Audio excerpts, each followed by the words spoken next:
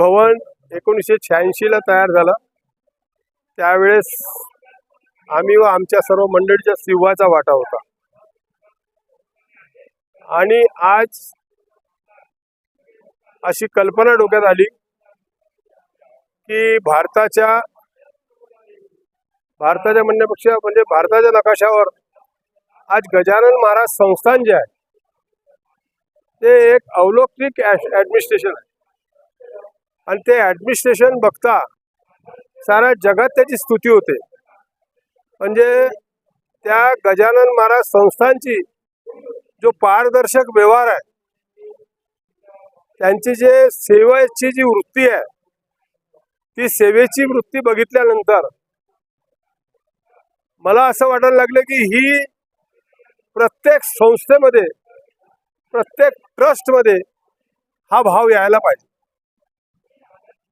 आणि अनायसे हा कार्यक्रम मागच्या वर्षी आम्ही इथे करण्याचा प्रयत्न केला, आम्हाला हॉल मिळाला नाही, मग आम्ही महात्मा फुलेमध्ये केला।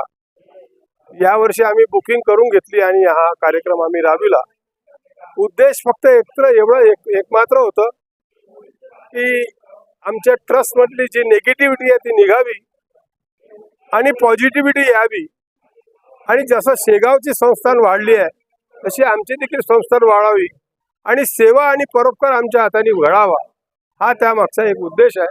त्याबद्दल आध्यात्मिक प्रतिष्ठान माझं असं मत आहे की आध्यात्मिक प्रत्येक ट्रस्टमध्ये ती रुजवायला पाहिजे, म्हणून मी माझ्या यासाठी सुरुवात करून गजानन महाराजचं उदाहरण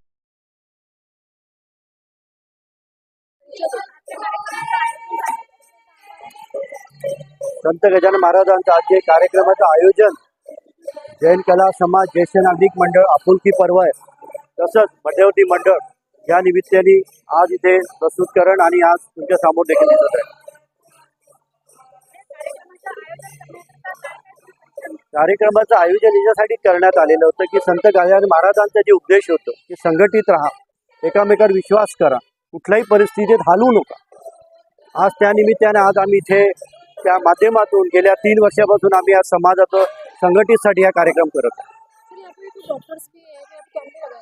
हां, तर आमचं इथे मेडिकल चेकअप पण राहतात, कारण की आमचं जे मंडळ आहे ते माझ्यावर किंवा संघटनेवर दायित्व आहे ते ज्येष्ठ नागरिक मंडळाचं आहे आणि या मंडळात जवळपास 600 ते 700 ज्येष्ठ नागरिक मंडळ आहेत।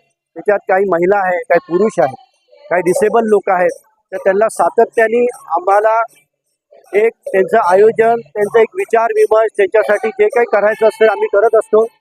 आणि या कार्यक्रमानंतर आमचं हर वर्षी शेगावला आमची फेरी असते, वारी असते। ह्या कार्यक्रम झाल्यानंतर आमचं वारी जे असते पूर्ण ज्येष्ठ मंडळाला बसमध्ये आम्ही निःशुल्क घेऊन जातो आणि त्याला दर्शनाच्या माध्यमातून शेगावला जाऊन आम्ही वापस येतो।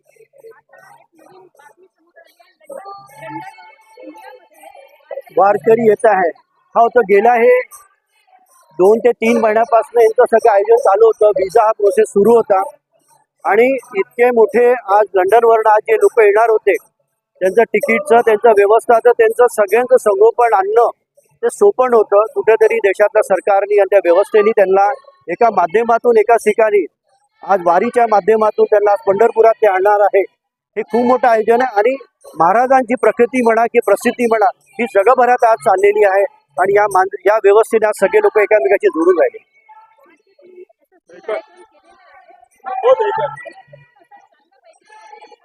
आज आम्ही मागचा जो एक कार्यक्रम आमचा झाला होता तो 7 फरवरीला 2025 ला झाला। त्याच्यानंतर 28 फरवरी समाधी दिवस होता 2000 म्हणजे महाराजांचा 115वा, त्या दिवशी ऋषी पंचमी होता, तर त्या दिवशी दुसरा कार्यक्रम झाला आणि आज आमचा तिसरा कार्यक्रम आहे। आणि मी आजच तुम्हाला येणारी जी आमचा तारीख जी आहे ती 15 सप्टेंबरला समाधी दिनानिमित्त आमचा एक जो नंतरचा जो कार्यक्रम आहे गजानन महाराजांचा तो होणार आहे परत। त्यानिमित्त सर्वजण तुम्ही या परत एकदा।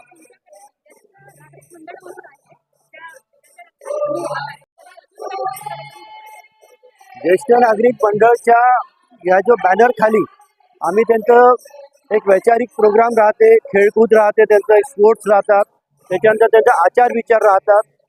खूपशा ठिकाणी ज्येष्ठ नागरिक मंडळाला किंवा ज्येष्ठ व्यक्तींना आपले विचार व्यथा सांगता येत नाही, तर ते इथे खुल्या विचारांनी खुल्या मंचाने आम्हाला सांगतात. त्याच्यावर काय रेमेडीज असेल तर आम्ही करतो आणि त्याचा कुठेतरी मार्ग काढतो. जय गणाध. बोलो श्री संत गजानन महाराज की जय. थँक्यू.